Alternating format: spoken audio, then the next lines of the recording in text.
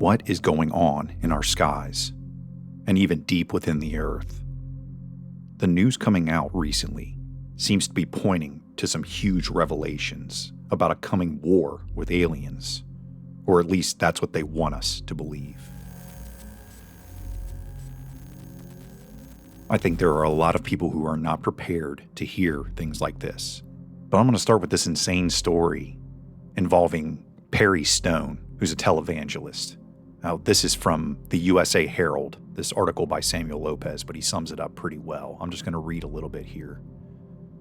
It says, the UFO disclosure debate has now entered a new and volatile arena, the pulpit.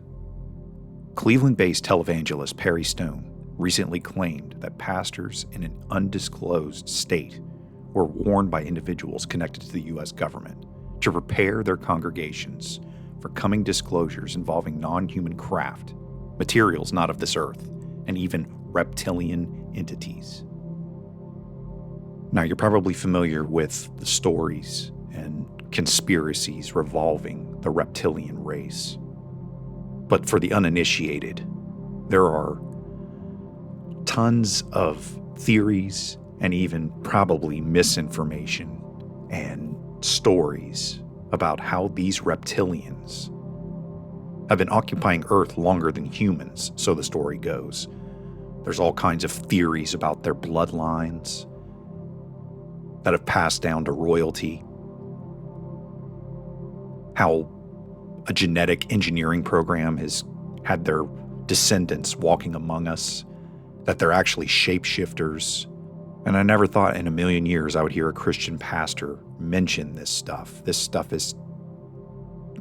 UFO stuff and the conspiracy things are just sort of, no-go zones for Christian pastors. They typically don't mention it, but now all of a sudden they're talking about it. The article continues here and says, the claims spread quickly through UFO circles, Christian prophecy communities, and social media channels, where the line between national security concerns, spiritual interpretation, and viral speculation often collapses in real time. Stone's video framed the alleged coming disclosure not merely as government transparency issue, but as a potential spiritual deception that could shake believers who are not prepared for the psychological impact of such claims. So let's think about this for a minute. Perry is essentially saying that he heard from a guy who heard from a guy kind of situation. There's no verified releases. No one can find any traces of the invitation. He said that a group of pastors were sort of invited to this government disclosure thing, and they weren't given details, but they were told that this involves, alien craft, a potential alien war, and reptilians specifically. That just blows my mind. But I'm also wary because no one can kind of, I'm not saying that this isn't planned by the government, but what is their intention here? Why is this being released into the wild? Is this really for our own good? Do we really need to, which I think we do need to spiritually prepare, but I'm sure about the intention of these releases. There's just all these strange things happening. And one other thing that I thought was just bizarre. A couple days ago, 17 earthquakes rocked the area near Area 51. 17 earthquakes in 24 hours.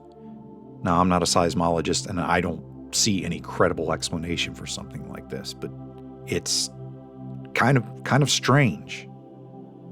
It just seems like we are getting news story after news story about releases. I mean, we've got Trump talking about how, Trump himself is saying that there are going to be some major releases coming. And God only knows what that even means or what the intention is behind that. And we've got a lot of representatives right now who seem to be pushing for disclosure. Take a look at this recent X post from Anna Paulina Luna, representative from Florida. She's actually the acting chairwoman of the House Oversight Committee. She posted a picture of this, a painting called Madonna and the Child. It depicts baby Jesus with his mother Mary, though in the background you can see an object over her shoulder. a UFO. But why would she post something like this? Is she trying to tell us something? She has been pushing hard for alien disclosure the last few years and has claimed to have gotten access to classified material that she claims is paradigm shifting. But of course, she's not able to just throw it out into public view as a matter of national security and for her own safety. But also, that same day that she posted this painting, she also posted a cryptic sentence. Read the Book of Enoch. She may be trying to tell us that the secret is in the Book of Enoch, which presents characters called the Watchers. They were a class of angels that were assigned to observe humanity, but who ultimately transgressed against their divine role.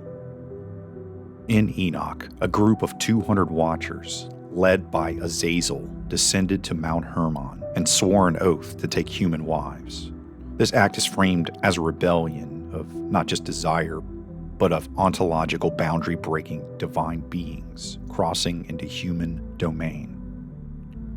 Their unions produced the Nephilim, who were giants and strange hybrid creatures who consumed human resources and have eventually turned to violence and cannibalism. It's sort of framed as this complete and total corruption of creation itself, which may have been the point, to collapse human civilization and create total chaos. Some would argue that the greater sin of the Watchers in this book was that they teach human forbidden knowledge, that weapon-making, cosmetics, and metallurgy were these things that accelerated human knowledge and ultimately human hubris and ego. In exchange for these marriages with human women, that the Watchers gave them this knowledge that they knew was going to destroy us anyway, and that we would use it to destroy each other with warfare and all of this. But there's also mentions of the occult practices that are still, many would say, prevalent today through, of course, mainline magic practitioners and occult practitioners and secret societies who probably have closer to the original sort of methodologies, these modalities that these, it's almost like a science. They can commune with the spiritual realm, these realms above us, but that the Watchers had knowledge of this and gave it to humanity. And it may very well be the same art that is prevalent today. But another clue resides in the judgment that Enoch says the Watchers endured for their transgressions, their sharing of this knowledge and the polluting of the human genetic lines, that the archangels Raphael and Michael bound the Watchers to imprison them in the earth until the final judgment. They were cast into darkness, into a desert, it says, and while the spirits of the slain Nephilim become wandering demons. So these evil spirits without bodies are the actual spirits of the progeny, the children of these Watchers, and the Watchers themselves being imprisoned deep within the earth, it says. And what do we also have? We have all kinds of tales of underground, deep DUMBs, D-U-M-B, deep underground military bases. We have these stories of alien underground bases, tons of them. There seems to be this fascination with burrowing into the earth to look for knowledge or secrets, or it's getting harder and harder for them to hide these things. It's almost as if they have to come out with something. If you haven't looked into these subjects, I encourage you to go watch some of my videos. I discuss a lot of this.